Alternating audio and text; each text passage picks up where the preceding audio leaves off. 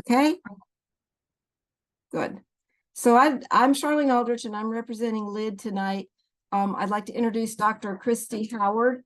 She is, I wrote it down, an associate professor at East Carolina University and has over 20 years experience as an educator, K through 12, middle grade ELA.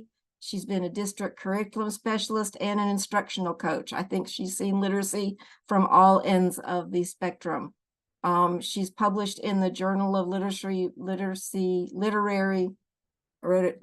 Research, Language Arts, and Literacy Research and Instruction. Forgive me for stumbling over that, Christy. I jotted down and can't read my own handwriting. Christy, would you like to start and introduce yourself a little bit more than I did? Sure. I will go ahead and get started. So I will share my screen because I also have an intro slide. So I will do that. Can everyone see my screen? Yes, we're doing great. Perfect. So first, I want to thank you all for having me here tonight to discuss a topic that I'm very, very passionate about. And I'm always excited to have the opportunity to talk about something that I'm super passionate about. So I appreciate that. And so tonight I'll be talking about counter narratives in 6 through 12 classrooms and actually thinking about disrupting those narratives and engaging students in critical thinking and reflection. And so, okay. And so just a little more about myself. I am an associate professor in literacy studies at ECU, and I am interested in researching and teaching around the topics of culturally responsive literacy instruction, disciplinary literacy, and the experiences of students and faculty at predominantly white institutions and in educational spaces. And so I think when you see that, when I tell you I'm passionate about counter narratives, you can see that those things, that counter narratives fit into the areas in which I'm interested in terms of research and teaching as well. So tonight I want to share begin by sharing what are counter narratives, why do we need counter narratives, and then looking at counter narratives in reading and writing, and then posing the question for ourselves of what's next. So I want to start with a definition about counter narratives, and there's so many definitions that are out there. I recently started reading Trisha Abarbia's book, her newest book, Get Free. And so it's really influenced me a lot. So I usually use a different definition of counter narrative, but I want to actually share her definition tonight because in reading her book the last few weeks, this definition really struck me, and I'll say it kind of got me riled up. And it doesn't take a lot to get me riled up, but I wanted to dig a little deeper into her definition because she says a counter narrative is a story that stands in contrast to and challenges the values, beliefs, and established dominant narrative. Often counter narratives do this by focusing on the perspectives that are missing, marginalized, or actively erased from the dominant narrative. And I think what really got me riled up about this definition is the notion of actively erased. And it makes me think in so many ways in how stories and identities are currently being actively erased in our education system. And so specifically, it makes me think about how in this past, 2 years at least, it feels like, we've had so many curriculum challenges, specifically related to the history of this country. And then we've also had so many conversations around banned books and even banned topics in classrooms that are actively erasing or attempting to erase the cultures and identities of our students. And so because of this notion of actively erasing perspectives, it makes me more motivated, I think, to focus more on the importance of providing space for counter narratives so that we can stand in contrast to this erasure, and we can make sure that all voices are heard and amplified, and that space is made for everyone in your classrooms. And so in Trisha Abarvia's definition, she discusses counter narratives, but she also mentions in this definition the notion of dominant narratives. And so I want to define that as well. And this quote actually comes from Toni Morrison, and she says, "The master narrative is whatever ideological script that is being imposed by the people in authority on everybody else." And I use this definition when I think about the dominant narrative because I feel like there's always the script that we're being told.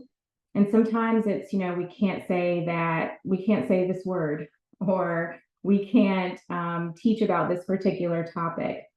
And so we're being given these scripts, and we're told we can't teach through this lens and we can't use this book. And so I want to engage you in just a moment to think about the ways in which we are, in which scripts are being imposed on educators right now. And in classrooms, but also outside of classrooms, how is this impacting our students? And so just think about this for about 30 seconds, and then maybe a couple of us can share out.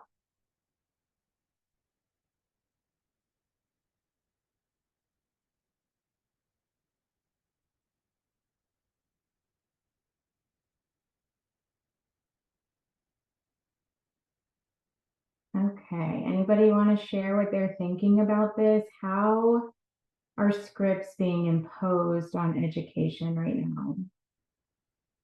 And educators. Yeah, Debbie. Yeah, I'll share if you like. So I teach 6th grade. I call them my reader writer thinkers. But the script that's being imposed is that books are unsafe and causing damage to the students, to the children. And what the books that they're claiming are unsafe are anything outside of the dominant, I guess, narrative. And it's very limiting in the classrooms where this is happening. Yeah, absolutely. And I think that we're seeing that across the country, really, for a long time. And I earlier I said it's been like a year or 2 years that we've kind of been dealing with these conversations. We know it's been much longer than that, but I think a year or 2 years ago is when I felt like it really started to hit home in our state a lot more, where we were starting to have these conversations about books being harmful, right? Or just not appropriate for students. And I was having this conversation yesterday, and I'm like, well, what's inappropriate? Like, I had a teacher tell me she can't teach the civil rights movement in her classroom. I'm like, this is part of the standards. How is that inappropriate? So yeah, that's definitely one way. Anyone else want to share? And you definitely don't have to. I want to make space for everyone's thoughts and voices. I'm happy to share, Christy. I feel like you and I talk about this and have somewhat presented, but when we think about the dominant master narrative and how it hurts us, if we think about curriculum, it was created centuries ago, it was created for white men. And so that is that dominant or master narrative that's now being enforced on everybody else, whether they are a white man or not, and not really respecting and valuing who our students are when they walk in the classroom. Yeah. So how do these two examples hurt or harm our students?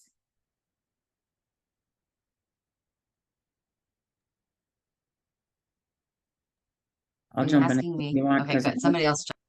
Well, I mean, I'm with the kids all day long, and when their background knowledge is lacking, I mean, I want to say it's like everything, but it's almost everything, because I feed them books to read and they're struggling to comprehend because they don't have the background knowledge to make the connections and to comprehend what's actually going on. And so the more we limit, like when you're talking about the civil rights movement and not being able to teach that, when we take that away, or take any of the history away, they won't understand what's going on in the communities around them and why they need to use their voices to speak up and say, this is not okay. Because they won't even understand this has already happened. Because they lack that knowledge. You talked about getting riled up, like it honestly terrifies me. Because if we don't, well, I'll throw this out there. So I teach in Hershey, PA, and a mile from my school, there's somebody who flies a Confederate flag. And the kids, until we read that flag, they didn't understand why that was not an okay thing. So I think it's terrifying. It is terrifying, and it makes me think that while it's terrifying, it's also exactly as planned, right? That students won't know how to push back and stand up for what's right. And in some cases, they won't even know what's wrong, right? And that's the really terrifying part. So I appreciate you sharing that. Does anyone else want to share? Well, I feel like it minimizes the idea that voice and choice are good educational practices. If students can't choose what they want to read about in a unit such as the civil rights movement, we're extinguishing their motivation to participate. Yeah. And we know that students are motivated by choice, right? And that they're motivated by the opportunity to engage in inquiry-based learning about topics like the civil rights movement. And so that's also being taken away from them. Okay, anybody else?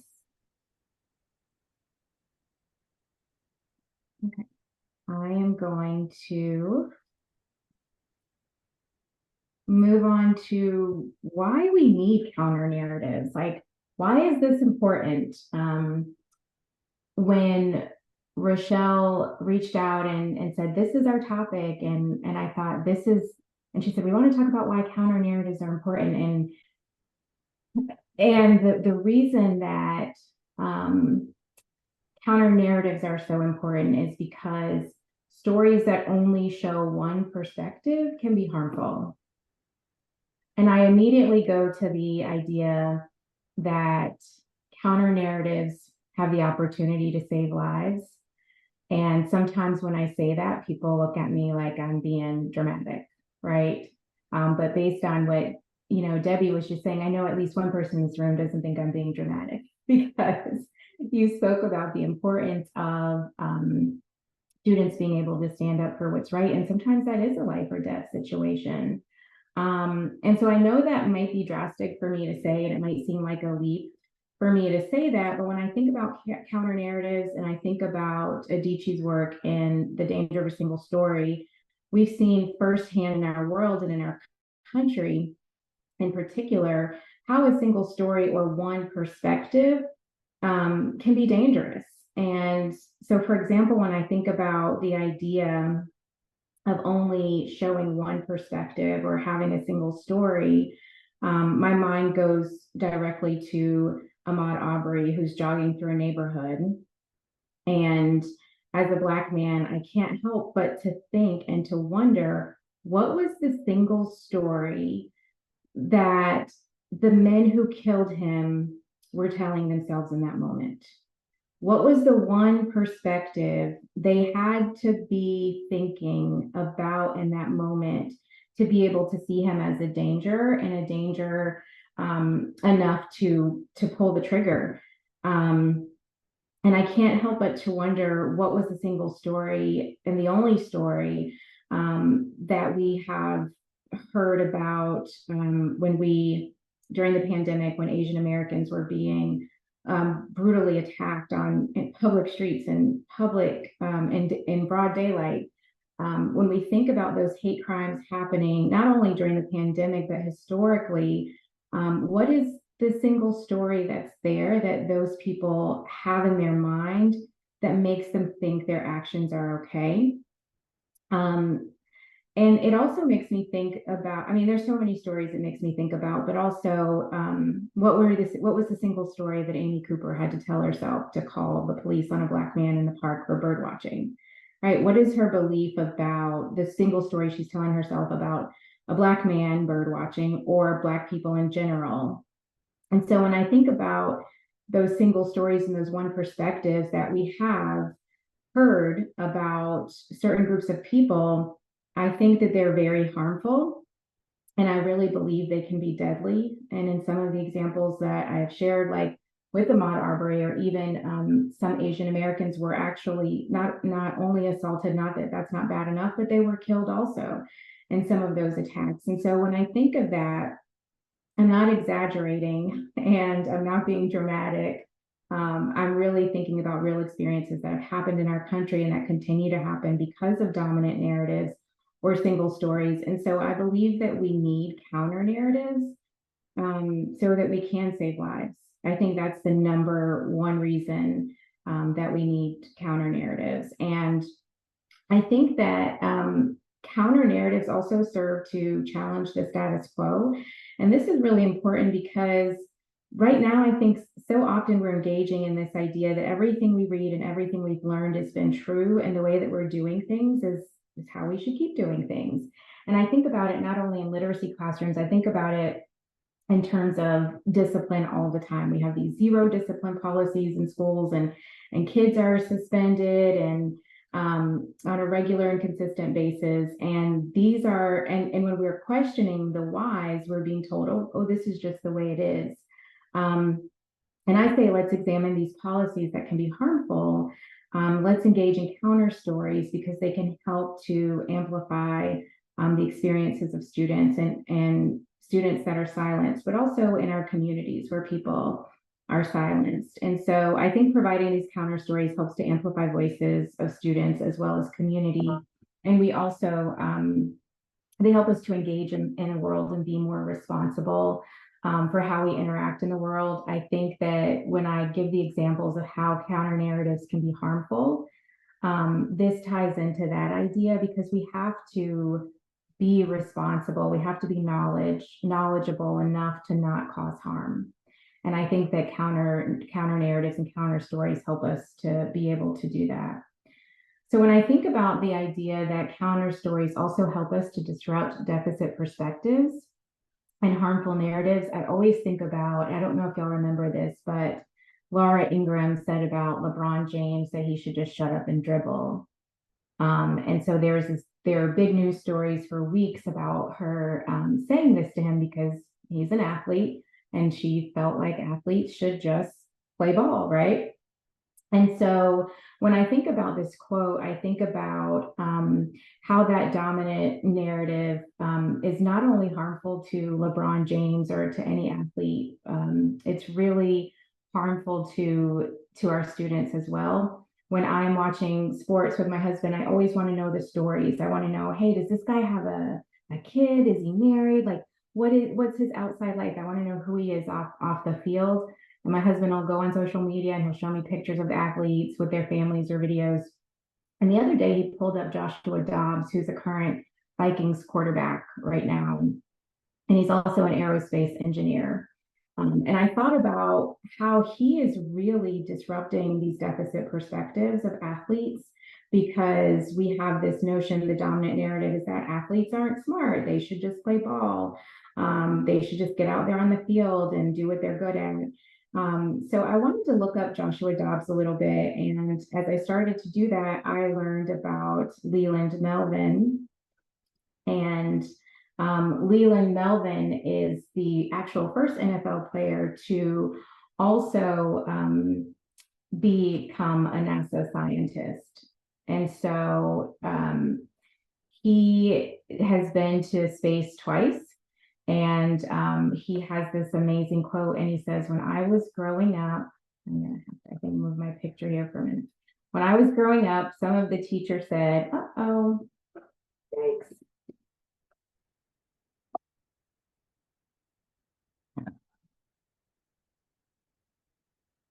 He said, when I was growing up, some of the teachers said, you can either be a jock or you can either be a scientist or an engineer. And people don't see that you can do both. It's just powerful and beautiful to see this right now. And this is really powerful and beautiful to see right now, because we have students sitting in our classroom that are just like Leland Melvin, who might want to be an athlete, and they might want to be an engineer or scientist or doctor or whatever it is they want to be. And we need these counter narratives in our classrooms.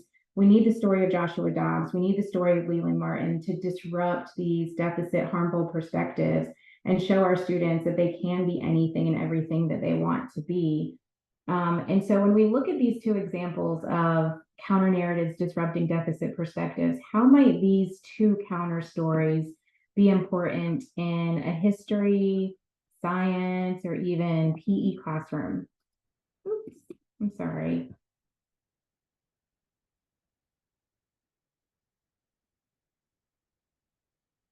Would these stories matter in those spaces? Debbie, yeah.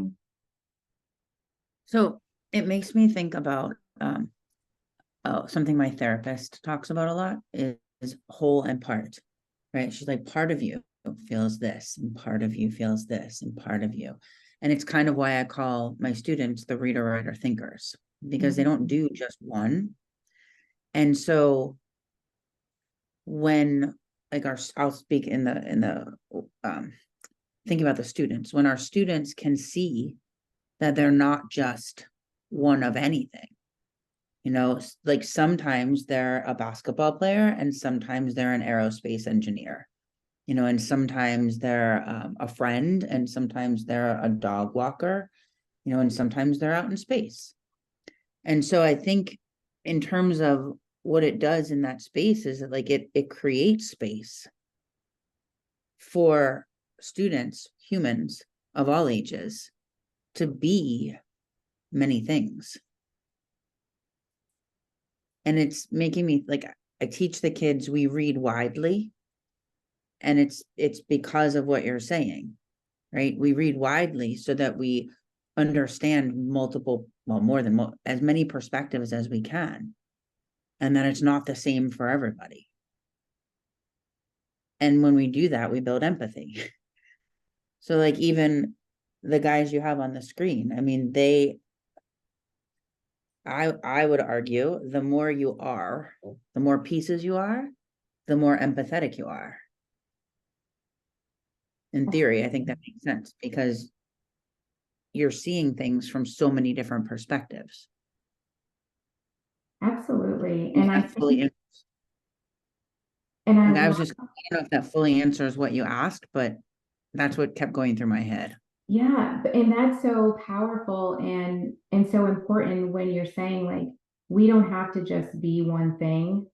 And I think that counter narratives help us to do that. And I love that within these two stories also, we're seeing that you can the stories we typically see are being disrupted here in a way that you're saying more specifically is about you don't have to just choose to be this, right? And but in as Melvin says, his teachers told him, I had to choose you have to choose to be this or that. So I think it's so powerful that you're saying that because as educators, I want us to tell our students exactly what you're saying and exactly what Melvin is saying. He wished his teachers had told him, you don't have to choose, you get to be whoever and whatever you want to be. So next I want to share, and I don't know why my screen is, my mouse has been trying to get here. So here we are. I want to share some ideas and activities for thinking about counter narratives in classrooms and what that looks like in reading and writing. And when I tell y'all, I love a good book. I just love to read. I will read anything. But in particular, I really love these stories, and I wanted to share these with you as resources for stories that tell counter narratives for our students, because they're so incredibly important. And I always tell the story that the first time I read a book about a Black woman or a Black person was in the 10th grade. Now, that's outside of Martin Luther King and Rosa Parks, because I definitely read about and learned about Martin Luther King and Rosa Parks, but an actual novel by a Black person or about a Black person, I was in 10th grade. And so When I think about that, I think about the implications of that on counter narratives in so many ways. And the importance of learning about Martin Luther King and Rosa Parks, but also those stories were the story of struggle, and they were the story of Black struggle. And I think it's important that we are reading stories where we have multiple perspectives of Black culture and Black community. And I wish I had access to those stories that were showcasing Black joy and Black love and community, and not just a constant struggle. And I wish I had those books for my kindergarten self and my first grade self and my fifth grade self. But here I've shared a lot of different books. Most of them are middle and high school texts. I do have some picture books sprinkled around. Trisha Barvia says that she loves using children's books and picture books with high school students because, well, for several reasons, but they help students to think about stories from multiple perspectives, and they're short and we can read them in a few minutes, and then we can use them to allow students to write and to reflect. And so I just want to touch on a few of them and how these are counter narratives. First of all, We Are Still Here is one of my favorites. I think when we talk about Native Americans in classrooms, a lot of times, and we hear this all the time, we're talking about them in the past, right? As if they don't exist today. And so I love this book by Tracy Sorrell, who says, we are still here. And so it's a beautiful picture book that says just that, like, these are the stereotypes, these are the things that you hear, that we aren't still here, and everything was so long ago, but we are still here. And so another one is My Poppy Has a Motorcycle. And I absolutely love this story because it talks about a little girl who's on a motorcycle ride in her community, and she is finding the things in her community that bring her joy and bring her happiness. And there are things like the park, the corner store, the baseball field. And so a lot of times when I work with students, and I ask them to think about their cultural wealth and their community assets, they're saying, oh, I don't have any assets where I live. There's nothing great about my community. It's boring, right? I hear that from kindergarten all the way up to college age kids. And so this book really helps us to help students find those places in their community where they can really see the cultural wealth and the community assets there. So that's a great book. Some Places More Than Others by Renee Watson is a middle grades text. And this is a beautiful story because, as I mentioned earlier, growing up, I saw so many books that were, again, about Martin Luther King and Rosa Parks and the struggles that they endured. But Renee Watson, she just doesn't miss with Black joy. I mean, she is going to tell a story about love and community, and learning and just people having fun and enjoying life. And so I think this is a great counter narrative to share with our students. If you haven't read it, it's a great text. Renee Watson rocks my world as a Black author. And I'm going to always look to her when students say they just want a light, funny book or a light book to read. And I don't want to say that stories about struggle aren't important, because they really are. We need to know the struggle of different cultures and marginalized groups, but we also need to see joy in these places also. And so that provides an opportunity for students to see that. I'm trying to see where my other book that I wanted to mention is. So Something Beautiful is a picture book, and this is probably the oldest book on this page because most of these are written in the last couple of years, but Something Beautiful is one I always go back to, because when I think about counter narratives and I think about the idea that students can't always name their cultural wealth or their community assets, this book is a perfect example of that. And it also takes us into action in our communities, which is really important. So the main character in the story starts out and she's, looking at her community and she's saying, there's nothing beautiful here. There's broken glass.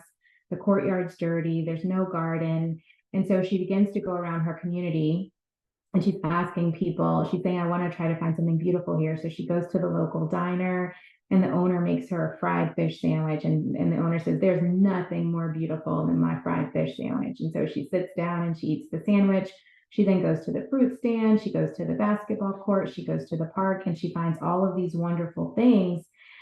in her community that show her community assets. And then at the end, she goes home and she cleans up the broken, the trash in the backyard, and she plants flowers in the garden. And so it's showing our students that not only can we find beautiful beauty in our spaces and in our communities, but we should also be able to recognize when improvements need to be made.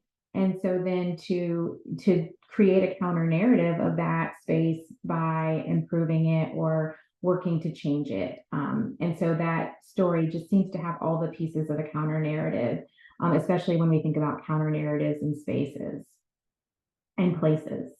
But again, all of these books are amazing stories and speak against the dominant narrative for these different groups of people. So if you are not familiar with them or want to learn more about them, I'm happy to answer any questions you have about them. So I just showed you a list of books that I like to use for teaching counter narratives, but a question that I often get is, how do we choose text? And so again, there's so many different resources for choosing text, but I want to go back again to Abardia's work where she has these questions here, and she actually has these questions posed for just choosing text to have in your classroom in general, but I think they fit really nicely with text for choosing text for counter narratives. And so she says, can this text provide meaningful insight to students about identities with which they are unfamiliar? And I think when we're choosing text for counter narratives, this is really important. In what ways can this text help to develop a positive social identity for my students? How can this text challenge incomplete or harmful dominant narratives about different identities? Does this writer treat their subject with complexity and nuance and avoid stereotypes? And we know that sometimes authors don't do that. And so her final question is, well, what does this text need or not do or include that I'll have to supplement with another text? Are there additional counter narratives that I will have to bring? And what I really like about these questions is that they can go across any content area when we're thinking about looking at finding counter narratives. These questions could be asked about science text or social studies text, and even about text. And I was thinking about health class and some conversations my daughter's recently had about healthcare disparities that she's learning about. And so I think anytime we can ask students to question or ask teachers to question the text before they're sharing them with their students and really have a purpose for them, we can help in finding those texts that are meaningful for counter narratives. This is a quote that comes from Christensen, and I love this quote. I think I have her book here, Reading, Writing, and Rising Up. I don't know if y'all are familiar with that text, but it is pretty amazing. I'll hold it up here. And she says in this book, in writing about themselves, students learn to praise their beauty that the world overlooks or cannot see. And I love this quote when she talks about counter narratives, and she's talking to students, but I think she's talking to me too. I think that when we write about ourselves as educators, or even as anyone, when we're doing writing, we should be praising our beauty that the world does not see or chooses not to see. And so I start here with this quote as I think about how we can integrate counter narratives in writing. So in this same text, Linda Christensen has an activity called Talk Back. And I absolutely love it. It's an opportunity for students to write. And in the book, she shares a poem by Lucille Clifton called Mirrors. And Lucille Clifton is writing about how her body is not the beauty standard. But she doesn't really care. She talks back. She creates a poem talking back about this idea that her body doesn't have to be the beauty standard, that she is so comfortable in her own skin and she sees the own beauty that she has. So she's talking back against these stereotypes and these dominant narratives. And I've used this strategy with Maya Angelou's Still I Rise poem, because she talks about, in the poem, it's really talking back to stereotypes. I think about Black women when she says, does my haughtiness upset you? Does my sassiness offend you, right? And those are things that she's talking about this, the stereotypical angry Black woman, right? And how she's being called these things. But then she, in the next couple lines, she's telling you how wonderful and her laugh is and how amazing her personality is. And so that's an example of a talk back poem as well. And so asking students to engage in text and reading text and then talking back to it is a great strategy. And I've done this in social studies class as well, where students are seeing things in social studies text and they're saying, hey, things are missing here, or even sometimes they're saying things are inaccurate here. And so they write a piece that talks back to those dominant narratives and they create their own counter narratives there. And so I love doing this strategy with students and engaging in writing.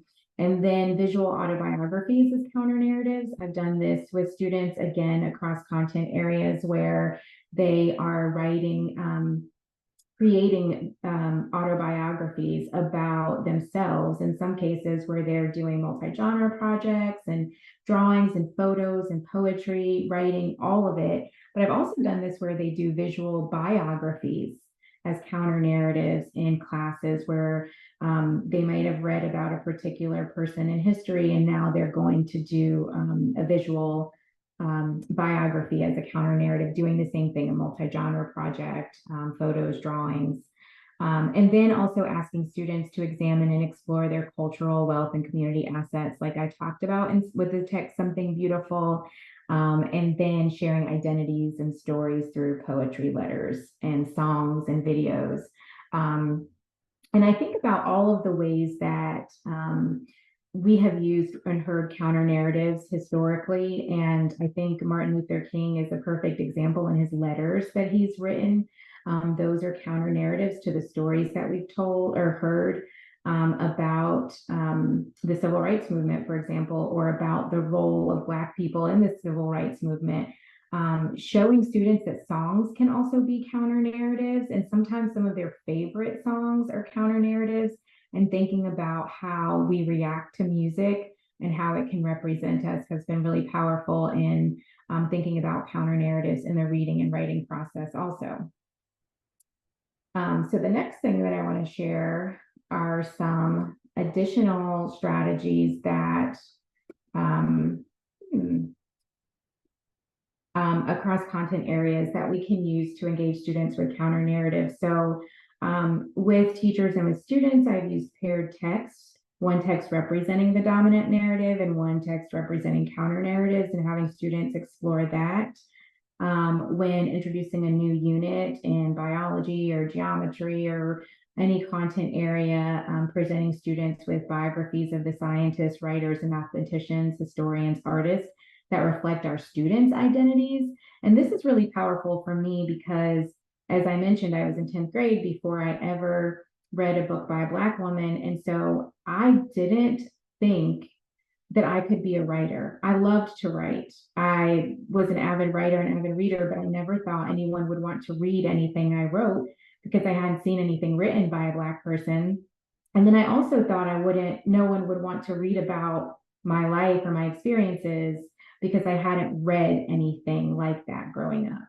And so this strategy is extremely powerful because when we're teaching in our science class and we pull up a picture of Melvin and we say, hey, this is an astronaut, right? And students can see that people that look like them, mirrors and windows, as Rudine Sims Bishop says, are in these fields of science, or they are writers. And so I really love this strategy as a way to show students and teach them counter narratives, particularly in the STEM areas where we don't always see a lot of people who are marginalized in the field. So this is really powerful. That's a powerful strategy.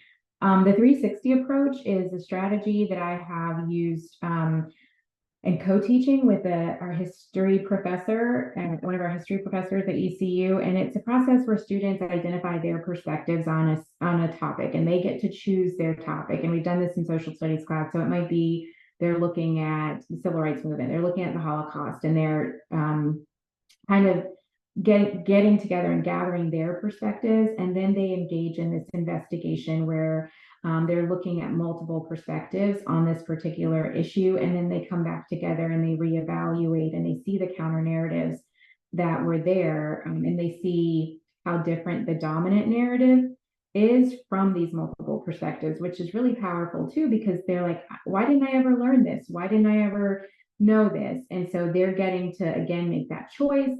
They're getting to choose their topic and do an investigation and come back and see those counter narratives themselves. And then also researching family histories and oral histories. This is another strategy that I have used for teaching counter narratives and exploring different perspectives, again, with our history professor as we co-taught. And this is just a technique for analyzing documents called spaces. And we ask students to really look at usually primary source documents, and they're looking at summarizing, but also looking at the purpose and how do you know this purpose, looking at analyzing text, looking at finding claims. But my favorite one is looking at the author's slant. What similarities and differences do you notice in point of view and presentation of claims between this text and other texts we reviewed on the same topic? And so that's where students start to find those counter narratives. And again, this could be used across any content area. Because we're always asking students to summarize, and we're asking them to analyze and find claims and evidence. Christy, I'm going to interrupt you just a minute. Vanessa has her hand raised, and I wondered what she had to comment on. Vanessa? Yes, absolutely. I'm so sorry, Vanessa. That's No, okay. I'm watching. Thank you. Now, I just had a quick question. You mentioned, Dr. Howard, you mentioned a couple of times about the book that you read in the 10th grade for the first time. And I was just wondering what was the title and author of that book? The title and author of that book is I Know Why the Caged Bird Sings by Maya Angelou. Vanessa, and guess what my daughter's name is? Maya. Maya. Yeah. That is how powerful that experience was for me. I get emotional almost every time I talk about it, because again, I was able to see myself as a writer, because wow, right? And then she's such a beautiful writer. And I kid you not, I came home and I told my mom I wanted every book by Maya Angelou. And then I also got to see in her poetry and in her books the messiness and realness of life, but also some joy that was embedded there too, right? And so that was the first book I read. I named my daughter Maya. From the minute she could, even when she was in my belly, I was reading poetry from Maya Angelou to her. I was reading letters to my daughter. As soon as the book came out, my daughter wasn't old enough to read that book, but I'm reading her those things, and wouldn't take nothing for my journey now. Just sharing those texts with my daughter so she could see this is who you're named after. You can be a writer if you want to. You don't have to be, but the possibilities are there. And my daughter loves Maya Angelou. She loves telling the story of how she got her name, and the impact that Maya Angelou's work has had on her life too. So you can see, how important that was for me, right? These are questions that we can ask across content areas and different, when we're asking students to examine text. And the biggest thing about counter narratives is, for a long time, my daughter, and I talk about it all the time, but particularly when she got to middle school, it's like she believed everything she read, right? And if it were on the news, if it was in a book, if it was on social media, she believed it. And I needed her to take a critical lens to these things that she was hearing and seeing, and recognize this is only one side of the story, and who is telling this story, right? Be it on the news, in a textbook, in a novel, in a documentary. Like, let us hear the story, but let us also hear, this dominant narrative, but also counter narratives. And so using these questions, I think, helps students with that across content areas. How does the story change if someone else is telling it? Right? I would always ask her that, and give her examples, even with her and her friends. Well, you said you had it first, but she says she had it first, right? And so just thinking about how does the story change, What does the author want us to believe? What does this topic mean to you? And understanding that when we have this investment in a topic, our narrative is going to be very different than if we're not invested in it, right? And so how does that show up in writing and reading? How can we challenge negative perspectives of perceptions of dominant narratives? Whose voices are missing? How do our experiences shape how we view whatever the topic of study is? And what does this mean for how others may view the topic of study, right? Because how I view something might be very different based on my experiences and my identities. And so making sure students understand that as they're reading and engaging with dominant and counter narratives. And then here, we should engage with dominant and counter narratives to understand the perspectives of others and ourselves, to know our history, examine our present, and hope for our future. And so I told you we would talk about what's next. So this question comes from Jason DeHart, and I think he's a friend of Rochelle's. I think he might, I don't know if you all know him as well, but this quote comes from him, and he says, counter narratives offer opportunities for us, students and teachers alike, to not just accept the stories the world tells us, but to practice becoming the authors of what comes next. And I think this is really powerful because I think that we can hear all of this and we can know and understand the importance of counter narratives. We can know what it is. We can know why it's important. But I think then we have to decide the so what of that information, because knowing isn't doing. So how can we take what we know about the importance of counter narratives and use this to, like Debbie said earlier, teach our students that these counter narratives, disrupting the dominant narrative, is how we stand up for people when people need us to be allies or need us to be co-conspirators with them. And so I think understanding the importance of them, and a lot of times I talk to people about counter narratives and they don't see the importance, and then I go to the idea that they do save lives, right? Because if people have a single story about a particular group, it can get very dangerous. And so I love this thought that we can practice becoming the authors. We can write the counter narratives, and we can decide what comes next for us. So I think that's all. And I'm only 5 minutes over. Rochelle. No, we're good. We're good, Christy. We'll take a few minutes for questions. I just want to give a shout out to the South Carolina Middle Grades Initiative. They're the ones that fund these webinars for us, and we are very grateful for the monetary support they give our organization, Literacy in the Disciplines. I will be putting a link in the chat line for an evaluation. If you all would just click on it before you sign off and fill it out. But let's take this last 10 minutes or so for questions for Christy. Also, a huge congratulations. That was an amazing presentation. I really enjoyed listening. Thank you. Mhm.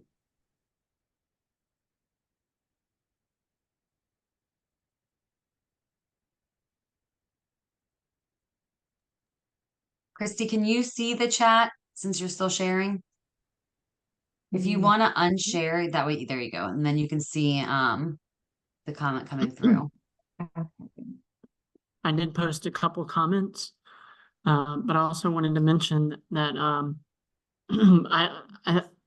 I was writing about the danger of the single story as you started talking about it. I think that's one of the most important things. I've tried using that in many of my English literature classes. Yeah, Adichie tells us is that it's not, the danger is that one, the single story is incomplete. And then the second thing is that it's just one part of us. And like Debbie said, we're more than one thing, right? And so we just have to continue to tell that story. Can I share a thought? Mm-hmm. Listening to everything that you shared tonight was really beautiful. And it dovetails nicely into things that I've been thinking about lately in terms of the majority narratives and then marginalized narratives. And I've been thinking about that maybe one of the reasons why critical thinking is being suppressed and in various ways is because when you look at the historical records, if like when they go through the first time and give you the curriculum, everyone accepts what the story is being told. But now if we are telling students and adults, students of all ages, to go back and look again with a critical eye in terms of critical thinking, there's going to be new things discovered.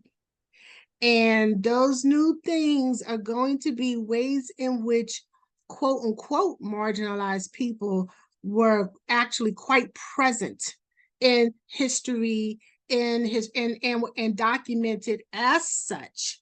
You know, when you take a extra lens to what is in those texts and in those narratives, those counter narratives are there. And I think that this whole movement is so that people can't go back and reassess, you know, and look again and go, oh, wait, you missed this. Oh, wait, you know, oh, wait, this person, you know, like that. So I've been discovering that.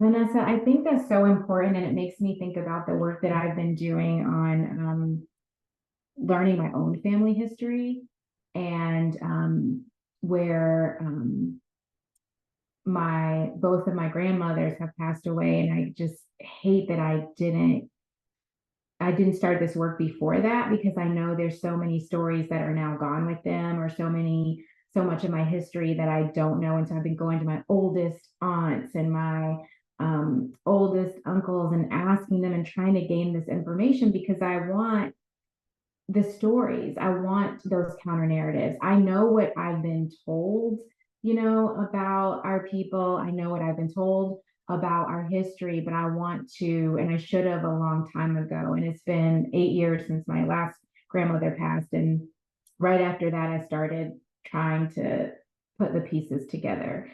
But those, you know, I talked about it in one of the slides, like those family histories, those oral histories are so important, because if we don't tell our stories, other people will tell them for us, right?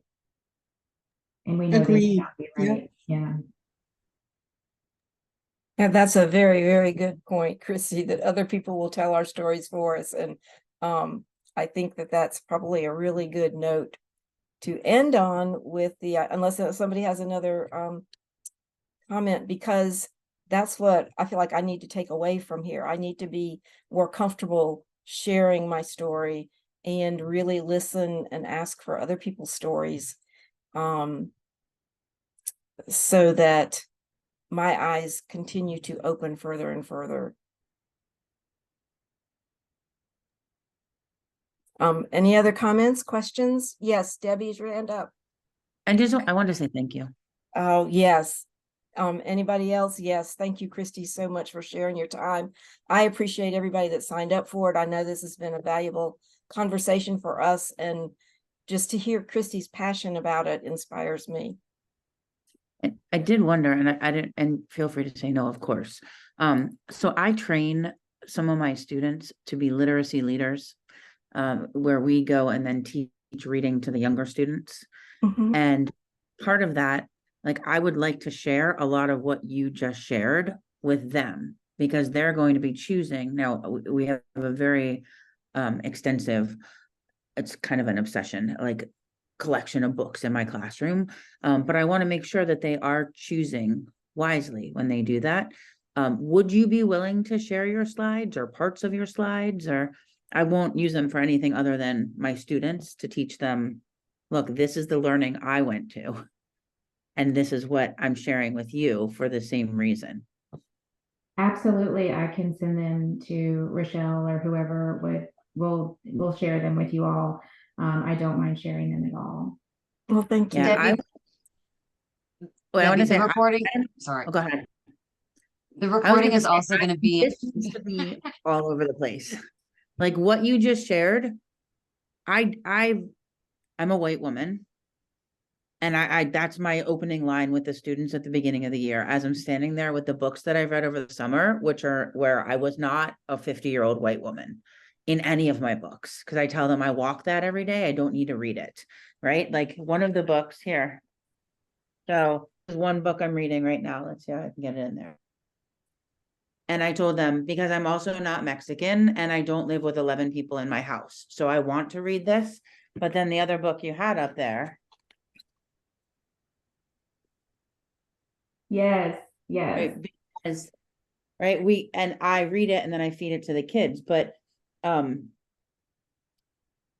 this, what you just shared, is not widely known or understood in all the areas where it needs to be known and understood. So I don't know where else you can do this, but you've got my vote to do this all the places. Thank you. Thank you. Yeah. You were gonna say Okay. something. oh no, I put it in chat. So all of our recordings for our webinars are actually found online as well as our blog posts. So Christy will be following up with this with a blog post, so it can actually be shared depending on which way she goes with her blog post. So I shared the website. And as we wrap up, we actually had, so Jennifer Morrison was able to join. So she is the vice president of LID. Charlene is our treasurer. Wanda is one of our board members, and I am currently president. So I wanted to acknowledge our board that is in attendance, and thank you again, Christy, for doing this and sharing your expertise and who you are and your vulnerability. And so thank you all. I hope you all the link is still in the chat if you want to take the feedback survey for us. We really use that information to share with our funder as well, to show that we're listening and going from there. But otherwise, I hope that you all have a wonderful evening. Bye, everybody. Thank you again, Christy. Thank you, Rochelle.